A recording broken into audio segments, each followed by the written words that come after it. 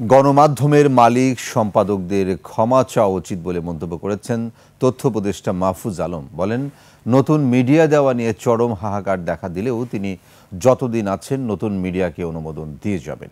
Khorshed Ali report. Colour expert, George sap এবং mild on hands technology সমৃদ্ধ Orix crystal wash আপনার laundry expert.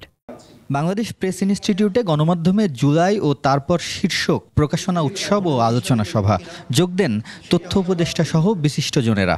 এই গণতান্ত্রিক জাগরণের মধ্যে তথ্য উপদেষ্টা বলেন, পুরনো সেই আগের সেট অফ ন্যারেটিভ ফিরিয়ে আনা হচ্ছে, সেই চেনা মুখগুলো আবারও দেখা যাচ্ছে, তবে সবকিছুই পর্যবেক্ষণ করা হচ্ছে।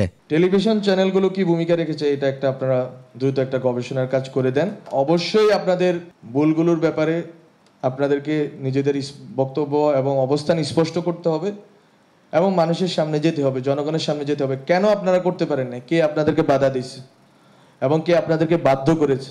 তিনি বলেন, কোনো মিডিয়া বন্ধ করা হবে না, তবে পুরনোদের পাশাপাশি নতুনরাও আসবে। গণমাধ্যম সংস্কার কমিশনে আপনারা দেখেছেন অলরেডি যে আসলে কার মালিকানায় পত্রিকা এবং টেলিভিশন চলে, এবং আজকে টেলিভিশন এবং অনুমোদন নিয়ে যে হাহাকার, এই হাহাকার হচ্ছে পুরাতন বন্দোবস্ত এবং যারা মনে করে যে নতুন কোনো মানুষ, নতুন কোনো যাতে মুখ না আসে, তাদের হাহাকার। আমরা যেহেতু ফেসিবাদীদের মিডিয়া বন্ধ করি নাই, আমরা নতুন মিডিয়া দিব।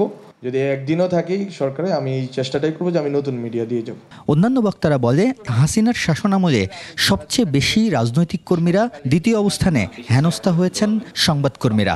ফেসিবাদের 15টি বছর বাংলাদেশের গণমাধ্যম নিপীড়িত হয়েছে, সাংবাদিকরা জীবন হারিয়েছেন, পেশা হারিয়েছেন, নির্যাতিত হয়েছেন। খোরশেদ আলী, 21 টেলিভিশন, ঢাকা।